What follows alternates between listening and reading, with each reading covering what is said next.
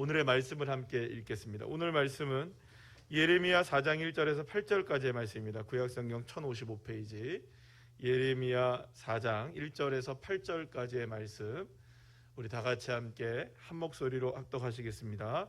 여호와께서 이르시되 이스라엘아, 내가 돌아오려거든 내게로 돌아오라. 내가 만일 나의 목전에서 가증한 것을 버리고 내가 흔들리지 아니하며 진실과 정의와 공의로 여호와의 삶을 두고 맹세하면 나라들이 나로 말미암아 스스로 복을 빌며 나로 말미암아 자랑하리라. 여호와께서 유다와 예루살렘 사람에게 이와 같이 이르노라. 너희 묵은 땅을 갈고 가시덤불에 파종하지 말라. 유대인과 예루살렘 주민들아, 너희는 스스로 할례를 행하여 너희 마음 가죽을 베고 나 여호와께 속하라. 그리하지 아니하면 너희 악행으로 말미암아 나의 분노가 불같이 일어나 사르리니 그것을 끌 자가 없으리라. 너희는 유다에 선포하며 예루살렘에 공포하여 이르기를 이 땅에서 나팔을 불라 하며 또 크게 외쳐 이르기를 너희는 모이라.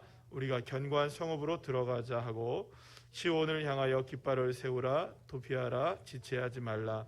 내가 북방에서 재난과 큰 멸망을 가져오리라.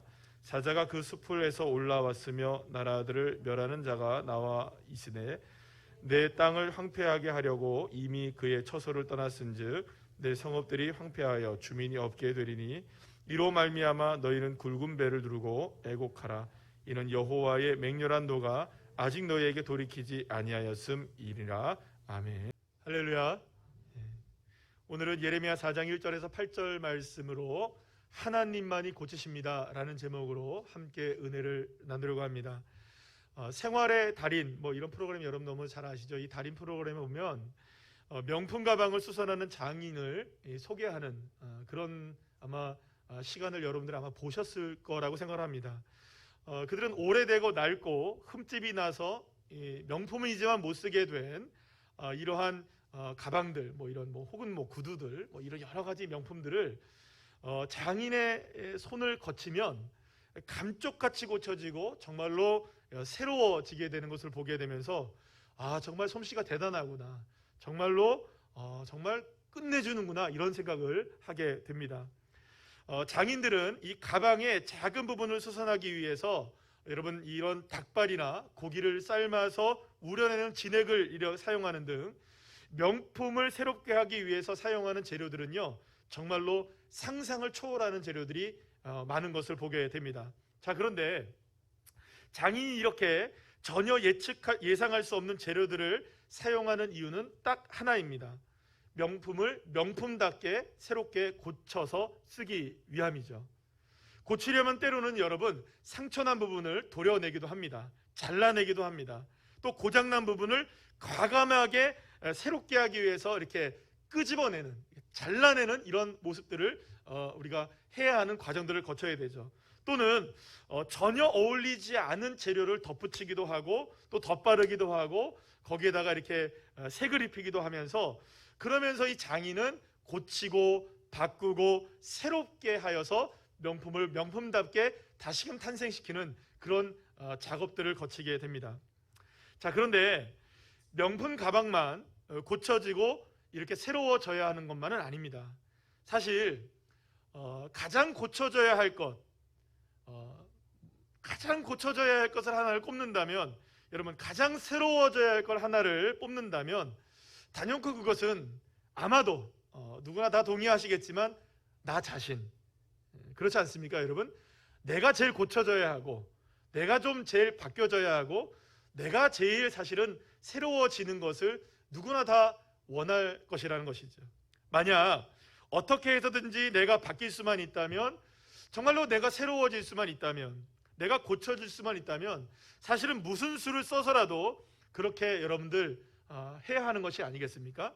때로는 여러분 나이가 많으신 이런 그 탤런트들이나 연예인들을 보시게 되면 70세 거의 80세가 다 돼도요, 얼굴이 세상에 저보다 더 깨끗하신 분들도 계세요. 뭐 하신 걸까요 여러분? 도대체 뭘 드셨길래, 그렇죠? 보톡스를 먹으신 거죠, 그죠? 이렇게 계속 이렇게 찌르시는 거죠. 그래서 빵빵하게 만드시는 겁니다. 그래서 세월을 잊게 만들고 주름을 피게 만들고 뭔가 그래도 나이가 들어도 새로워지는 것처럼, 여러분 무슨 수를 써서라도, 여러분 무슨 수를 써서라도 이 시대가 그렇지 않습니까? 여러분 때로는요, 여러분 내가 고쳐지고 내가 새로워지기 위해서라면 내 삶의 문제를 때로는 도려내서라도, 때로는 어떤 일을 통해서라도 여러분 저와 여러분이 고쳐질 수만 있다면, 여러분 바뀌어질 수만 있다면 그렇게 되는 것을 원하는 우리가 아니겠습니까? 하지만 안타깝게도요, 고쳐지고 바뀌어지고 새로워지는 것은 사실은 내 힘과 내 능력, 내 생각대로 이루어지지는 않습니다. 여러분들이 고치기를 원하고 바뀌어지기를 원하는 대로 됐다면 여러분들, 우리는 지금 사실은 헐헐 나르고 있을 거예요. 그죠? 그렇지 않겠습니까? 생각대로만 됐다면, 노력한 대로만 됐다면 우리는 지금 여기 안 있을 거예요. 그죠? 모두가 다. 그런데 그렇지가 않다는 겁니다. 물론 어느 정도 새로워질 수도 있고 어느 정도 고쳐질 수도 있지만 완전히 고쳐지지가 않아요. 완전히 새로워지지가 않는다는 거예요. 한계가 있다는 거예요. 때로는 그러기 위해서 과학의 힘을 빌려보기도 합니다. 때로는 돈의 힘을 빌려보기도 합니다. 때로는 권력의 힘을 빌려보기도 합니다. 그러나 인간에게는 넘사벽이 있는 거예요. 넘을 수 없는 벽이 있는 거예요. 여러분, 우리가 코로나19를 통해서 알게 된 한 가지는 무엇입니까? 아무리 백신을 개발하고 그 백신을 맞는다고 해도 모두가 완벽하지는 않다는 겁니다. 새로워지지는 않는다는 거예요. 계속해서 그런 얘기가 나오지 않고 있습니까? 여러분, 아무리 백신을 개발한다 할지라도, 치료제를 개발한다 할지라도 코로나는 인류와 함께 갈 것이다. 과학이지만, 힘이지만, 돈이지만 안 되는 일들이 있어요. 그런데 우리 중에 그 누구도, 그 어떤 능력으로도 할 수 없는 일을 행하시는 분이 계십니다. 바로 우리의 영혼, 또 우리의 인생, 우리의 삶을 바꾸시며 고치시는 분이 계시다는 것이죠. 바로 우리 주 여호와 하나님이십니다. 예레미야가 하나님께 선지자로 부름을 받았을 때에 이스라엘은 완전히 구제불능 상태였습니다. 전혀 통제가 되지 않는, 마치 고삐 뿔린 망아지와 같이 이리 뛰고 저리 뛰는, 통제가 되지 않는 상황이 이스라엘의 죄악의 모습이었습니다. 이스라엘의 영적 상태는 정말 심각했습니다. 무엇보다 이스라엘 백성들의 마음에는 하나님이 계시지 않았습니다. 생수의 근원 되시는 여호와 하나님을 잊었다, 이것이 하나님의 평가이십니다. 그리고 이스라엘의 죄는요 얼마나 심각했냐 하면, 예레미야 2장 22절 말씀에 보면 이런 얘기가 나옵니다. 잿물로 씻어내고 많은 비누로 씻어낸다 할지라도 그 더러운 상태가 씻겨지지 않은 채로 남겨질 정도로, 여러분 오죽했으면, 여러분 찌든 때 있으시잖아요.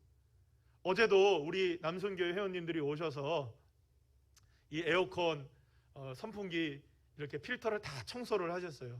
어제 수고 많이 하셨습니다. 그런데 이 보니까요, 이 필터 속에 보니까 찌든 때가 있어요. 찌든 때가. 기름으로 찌든 때도 있고요. 그거는 닦아도 안 돼요. 우리에게 그런 것들이 있다는 거예요. 이스라엘 백성들이 그랬다는 것입니다. 그렇다면 이토록 이스라엘 백성들에게 심각한 죄에 이렇게 빠져버린 이유가 무엇이었을까요? 바로 따라합시다. 우상 숭배였던 거예요. 바알을 따르고 산과 들의 나무와 돌들을 섬기기 시작했던 거예요. 누가요? 이스라엘 백성들이요. 하나님만을 섬기며 살았던 이스라엘 백성들이 그렇게 우상에 빠지기 시작했다는 겁니다. 그렇게 우상에 빠지면서 이스라엘 백성들이 어떻게 변화되기 시작했냐 하면 이방의 문화를 그대로 따르기 시작하는 거예요. 그러면서 음란에 빠지고 행음과 더러운 정욕과 욕심에 빠지기 시작하면서 하나님을 마음에서 잊어버리게 되고 생수의 근원 되시는 주님에게서 떠나게 되었던 것이죠. 그런데 더 큰 문제가 있었어요. 이러한 이스라엘의 죄를 지적하며 회개하라고 외치는 이 선지자들의 외침을 외면하고 여전히 세상에 터져버릴 것들과 웅덩이와 같은 것들을 의지하며 우상 숭배와 음란과 정욕에 대해서 돌이키지 않고 있었던 것이에요. 돌이키지 않고 있었던 거예요. 그런 이스라엘 향해 하나님은 이렇게 비유의 말씀을 들어 말씀하시는데, 예레미야 3장 20절 말씀 우리 다 같이 한번 읽어볼까요? 시작. 그런데 이스라엘 족속아, 마치 아내가 그의 남편을 속이고 떠나감 같이 너희가 확실히 나를 속였느니라. 여호와의 말씀이니라. 하나님은 이스라엘이 진심으로 회개하고 돌아오기만을 원하고 있었어요. 또 기다리는 겁니다. 또 기다리는 거예요. 그런데 자꾸 속이는 거예요. 속이고 또 속이고 속이고 또 속이고 계속해서 하나님만을 속이고 있었던 것이죠. CBS의 새롭게 하소서에 소개된 범키라는 가수의 제가 간증을 여러분들에게 이 설교 시간을 통해서 잠시 나누려고 합니다. 설교를 준비하면서 오늘의 이 말씀을 이 범키의 간증을 통해서 함께 이야기하는 것이 우리 모두에게 은혜가 되겠다라는 생각이 들었습니다. 그래서 여러분들에게 꼭 예배가 끝난 이후에 집으로 돌아가셔서 꼭 이 간증을 한 1시간 20분 정도 되거든요. 꼭 이 간증을 제가 단톡방에다 올려드릴 테니까 이 간증을 꼭 보셔서, 여러분, 저도 은혜를 많이 받았습니다. 저희 집사람과 함께 이 간증을 듣고 나서 제가 몇 번을 이 간증을 다시 봤어요. 설교를 준비하면서 다시 봤지만 혼자도 다시 보고 은혜가 됐습니다. 아, 하나님께서 이렇게 고치실 수 있으시구나. 그럼 하나님이 못 고칠 사람이 없으시구나. 할렐루야. 여러분들, 저와 여러분 모두가 다 제가 오늘 이 간증을 대신 여러분들한테 소개시켜 드리는 것은 하나님의 말씀을 더 깊이 있게 함께 나누기 위함이라는 것을 기억하시고 제가 잠시 소개를 해드리도록 하겠습니다. 범키는 본명이 권기범이에요. 종씨입니다, 저랑. 그래서 참 기쁘더라고요. 하나님이 이렇게 바꿔주신 것에 대해서 너무나 고맙다는 생각이 듭니다. 올해 36살인 가수인데요. 미국에 이민을 간 후 청소년 시절을 보냈고 2005년도에 한국에 들어와서 힙합과 R&B 부분에서 인정받으면서 나름대로 성공한 가수였습니다. 2013년에 미친 연애라는 곡으로 음악 방송에서 1위 후보에 오르기도 했고요. 같은 해에 R&B 아티스트 상을 수상하기도 하는데 활발한 활동으로 음악계에서는 실력 있는 가수로 인정받는 사람입니다. 그때 당시에 활동을 했던 사람들이 지금은 거의 정상급에 있는 이 R&B 가수들이 다 되어 있더라고요. 힙합 가수들이 다 되어 있더라고요. 그런데 이 범키는 16살 때 IMF가 오면서 가정 형편이 어려워서 미국으로 이민을 가게 되었습니다. 그런데 이 학교에 가니까 적응을 못하는 거예요. 히스패닉 계열의 친구들이 아시아에서 온 동양인을 비하 발언하고 막 이러니까 이 학교에 적응을 못하고 계속 이제 반항만 많아졌던 거예요. 그래서 학교에서 자퇴를 한 뒤 18살 때부터 그냥 일을 하며 지낸 거예요. 나중에 그렇게 얘기하더라고요. 자기는 고등학교도 제대로 못 나왔고 대학도 못 나왔다고. 물론 지금은 이제 상담 심리를 공부하면서 대학을 공부하고 있다고 얘기를 하지만 그렇게 이제 자기는 학업까지 포기할 정도로 적응을 하지 못했던 거예요. 그러면서 자연스럽게 이 LA 지역에 있는 무서운 형님들과 같은 라인을 타기 시작했던 거죠. 말하자면 이제 청소년들 깽단 같은 거에 이제 들어가서 나름대로 이제 막 이렇게 껄렁껄렁하게 지나게 된 거죠. 그 세계에 빠져들게 된 겁니다. 그런데 그렇게 살던 중에 그 조직의 보스 형님이 아주 안 좋은 사고로 이제 사망하게 되는 사건을 보게 된 거예요. 그러다가 그 사건을 보면서 이렇게 살면 안 되겠구나. 내가 이렇게 살면은 나도 저런 모습이 될 수 있겠구나. 그래서 정신이 버뜩 들어서 그래도 나는 꿈을 이루어야겠다. 내가 꿈이 뭘까 생각하다가 가수가 돼야겠다는 생각을 하면서 2005년도에 한국으로 이제 혼자 들어온 거예요.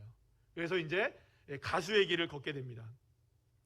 그러면서 나름대로 한국에 들어와서 가수로 성공적인 삶을 살게 되었는데요.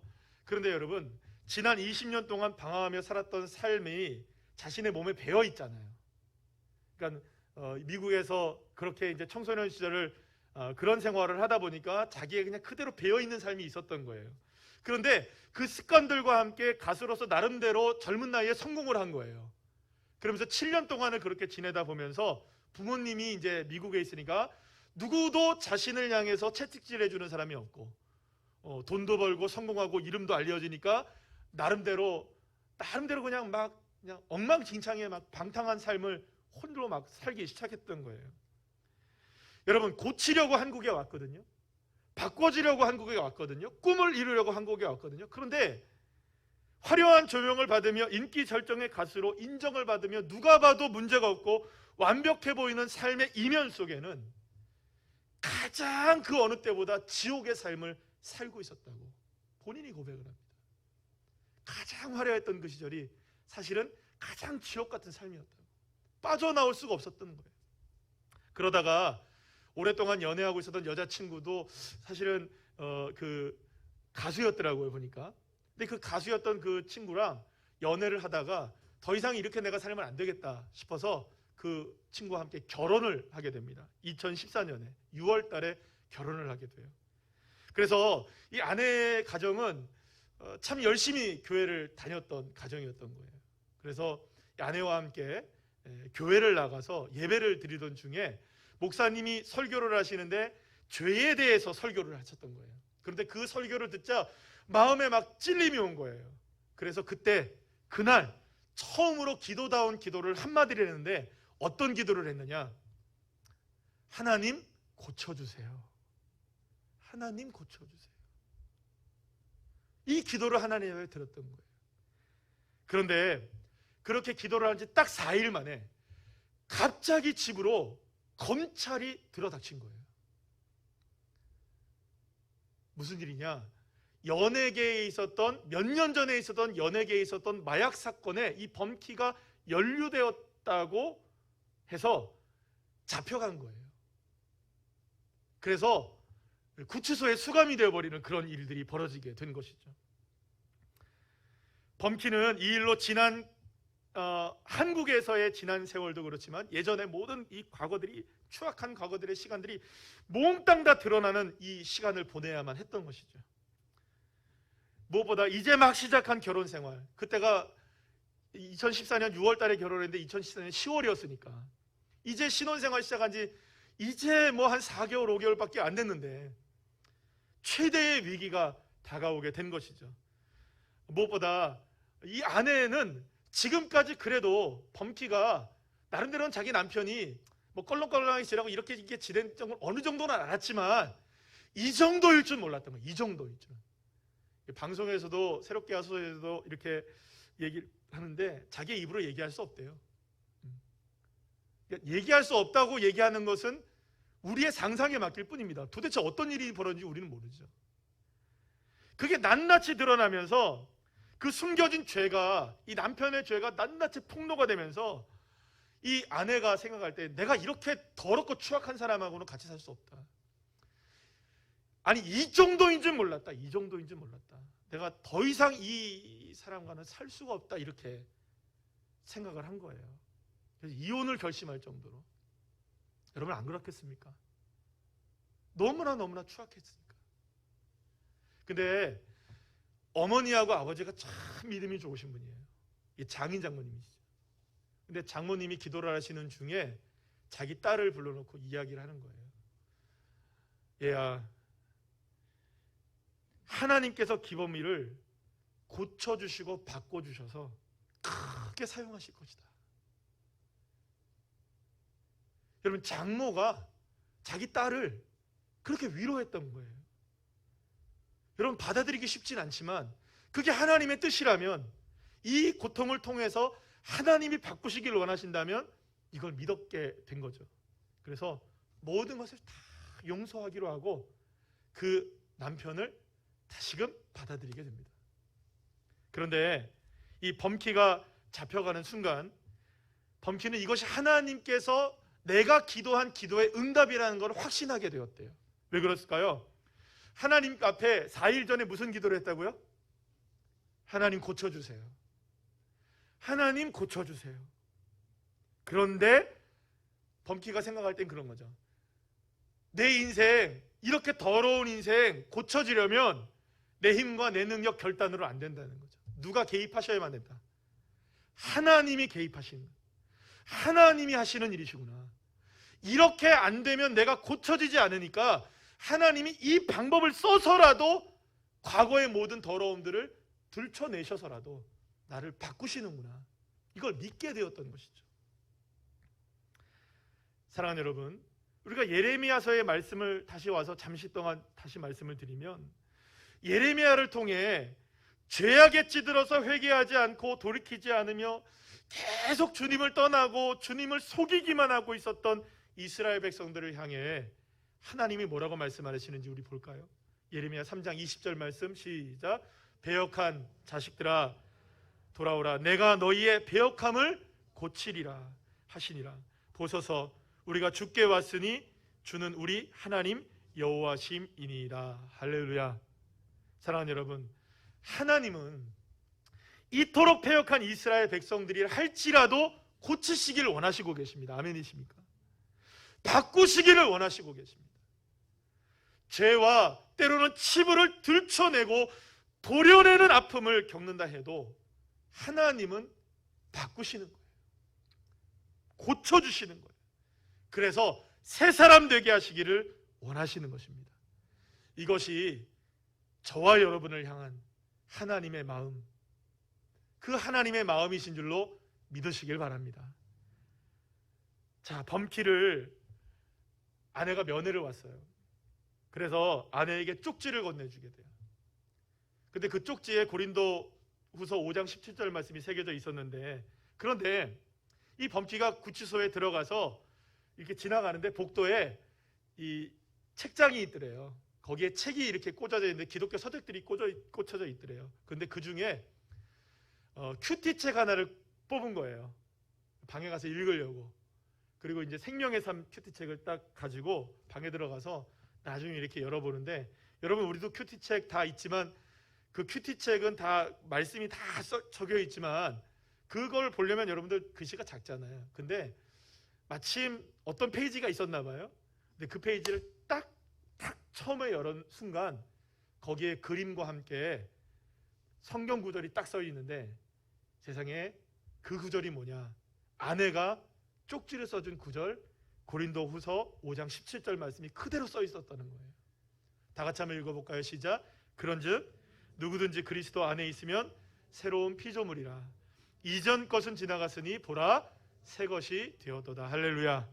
그때 범키는 하나님께서 나의 죄를 완전히 들춰내심으로 새로운 피조물, 새 것, 새 사람 되게 하신다는 것을 확신을 갖게 되었다고 합니다. 아, 하나님이 나를 지금 새로운 피조물 되게 하시는구나. 이전 것을 지나가게 하시는구나.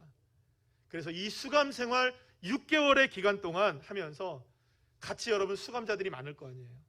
그러면서 이런 생각을 하게 되었대요. 아, 이 수감자들보다 내가 더 나쁜 사람인데, 저 사람들에 비해서 내가 더 선하지 않은데, 그들보다 내가 더 나은 것이 하나도 없는데 라는 생각이 들면서 6개월 동안 계속해서 하나님 회개를 시키더래요. 십자가의 주님을 만난 겁니다. 은혜를 경험하게 된 거죠.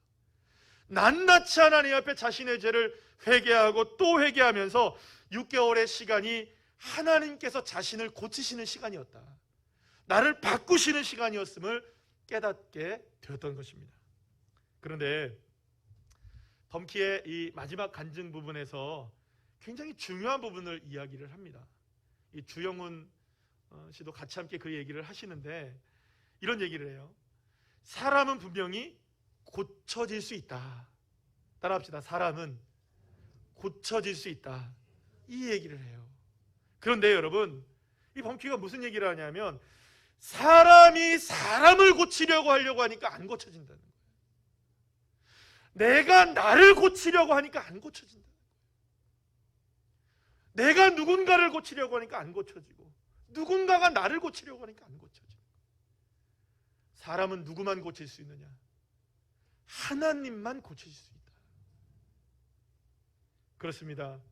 사람도요, 우리의 가정도요, 우리의 교회도, 이 나라의 민족도 바꾸시고 고치실 수 있는 분은 사랑하는 여러분, 여호와 하나님밖에 없는 것입니다. 하나님 없이는 그 누구도 고쳐질 수가 없는 것입니다. 그래서 여러분, 오늘 본문에 1절 2절에서 하나님 뭐라고 말씀하시느냐, 우리 다 같이 읽어볼까요? 시작. 여호와께서 이르시되 이스라엘아, 내가 돌아오려거든 내게로 돌아오라.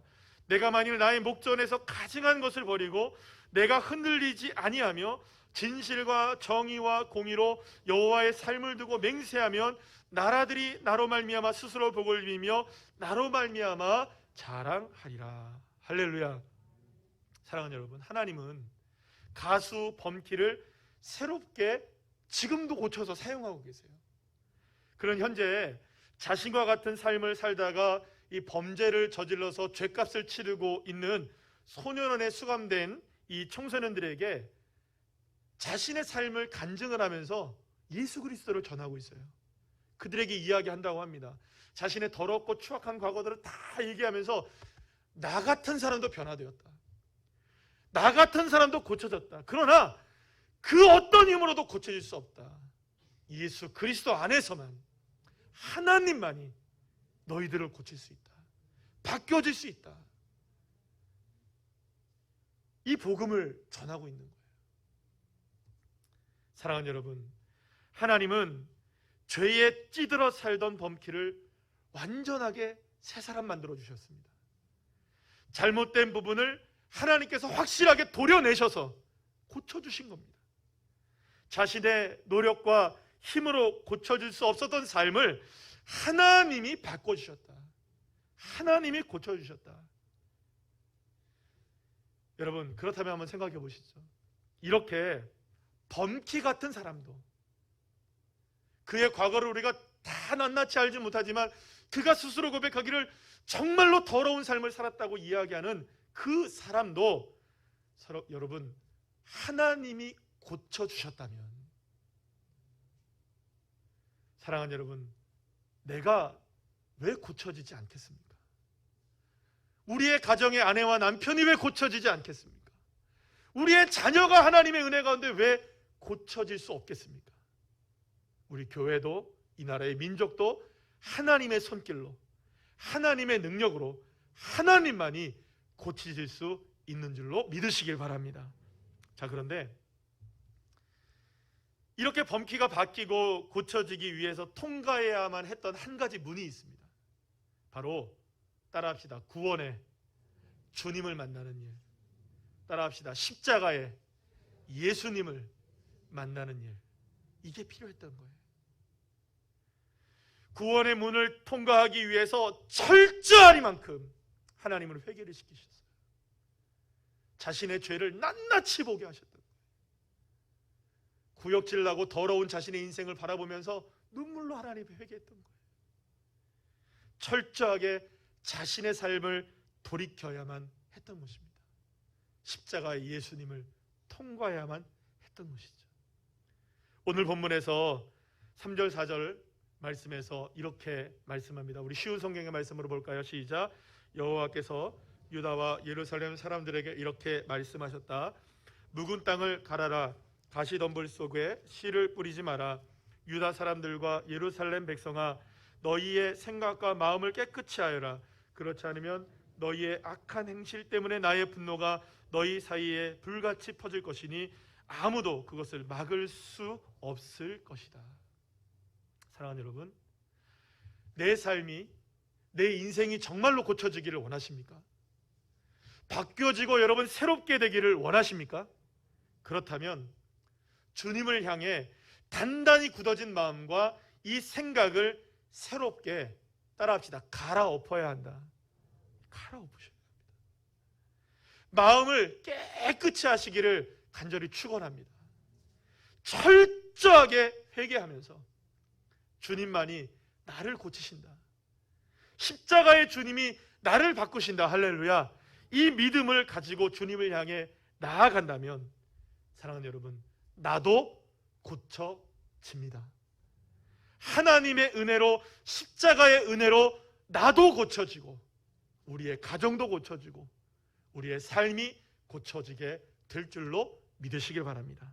자, 그러나 이 회개와 고쳐짐은 결코 입술의 고백으로만 이루어지는 것이 아니에요. 실제적인 결단이 필요합니다. 오늘 보면 5절 6절 말씀 함께 읽어볼까요? 시작. 너희는 유다에 선포하며 예루살렘에 공포하여 이르기를 이 땅에서 나팔을 불라 하며 또 크게 외쳐 이르기를 너희는 모이라. 우리가 견고한 성으로 들어가자 하고 시온을 향하여 깃발을 세우라. 도피하라, 지체하지 말라. 아멘. 하나님은 이스라엘 백성들을 향해 견고한 성으로 모이라고 말합니다. 견고한 성은 누구일까요? 바로 우리 주 여호와 하나님의 품위입니다.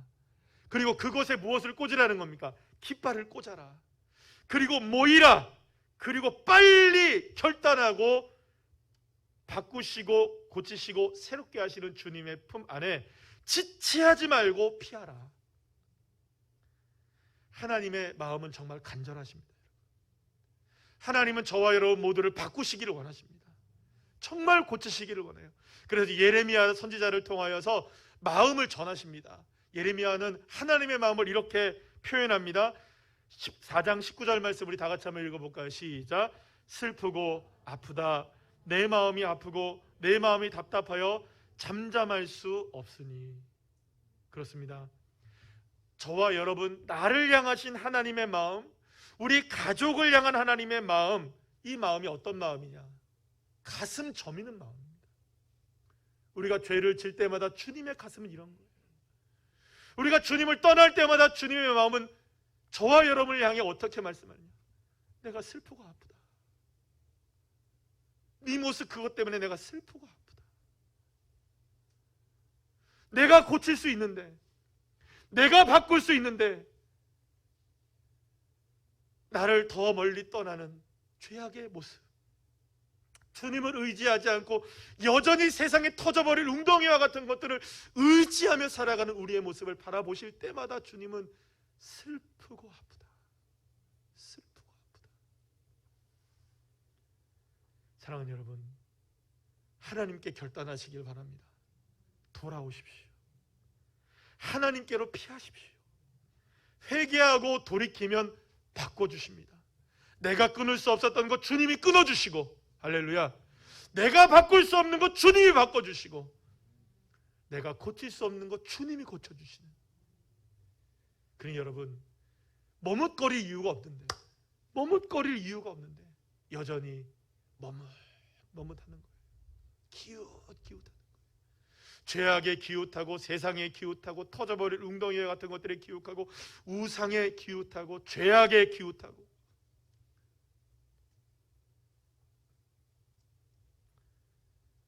그러나 한 가지 분명히 기억해야 할 것이 있습니다. 여러분, 다시 한번 말씀드리지만 내가 나를 고칠 수 없습니다. 결단한다고 될 일도 아닙니다. 내가 우리의 가정 중에 누구를 고칠 수 있습니까? 바꿀 수 있습니까? 애쓰고 소리 지르고 힘으로, 말로, 능력으로 고치고 바꿔진다면 수백 번 바꿔줬을 겁니다. 안 바뀌거든요. 왜냐? 바꾸시고 고치시고 새롭게 하시는 분은 딱 한 분이세요. 나의 하나님, 우리의 하나님, 오직 하나님 한 분이 바꿔주시는 줄로 믿으시길 바랍니다. 엄청난 죄악에서 하나님이 고쳐주심으로 새로운 인생을 살게 된 가수 범케와 같이 하나님의 은혜로 고쳐지는 역사, 새로워지는 역사가 저와 여러분에게도 동일하게 임하는 줄로 믿으시길 바랍니다. 그러니 더 이상 머뭇거리지 마시기 바랍니다. 지체하지 마시기 바랍니다. 주님 안에서 새로운 피조물이 되는 저와 여러분 되기를 소망합니다. 주님께 모든 것을 맡기세요. 내 인생도, 내 가정도, 나의 삶도 주님의 손에 다 맡기시면서 기도하셔야 돼요. 내가 바뀌어져야 한다면, 내 아내와 남편이 바뀌어져야 한다면, 내 자녀가 고쳐져야 한다면 고치실 수 있는 분 여호와 하나님 한 분밖에 없다는 것을 믿으시고, 주님 고쳐주세요. 주님 바꿔주세요. 주님 새로운 피조물 되게 해주세요. 기도하셔야 돼요. 기도. 그러면 누가 바꾸시느냐? 하나님이 바꾸시고 하나님이 고쳐주십니다. 어쩌면 지금 저와 여러분이 겪고 있는 여러 가지의 삶의 모습들이 있을 거예요. 때로는 고난의 터널을 지나가기도 하고, 때로는 문제 속에 허우적거리기도 합니다. 그러나 그때가 고치시는 시간인 거예요. 나의 연약함과 죄악을 주님의 십자가의 발 앞에 내려놓을 수 있는 기회인 겁니다.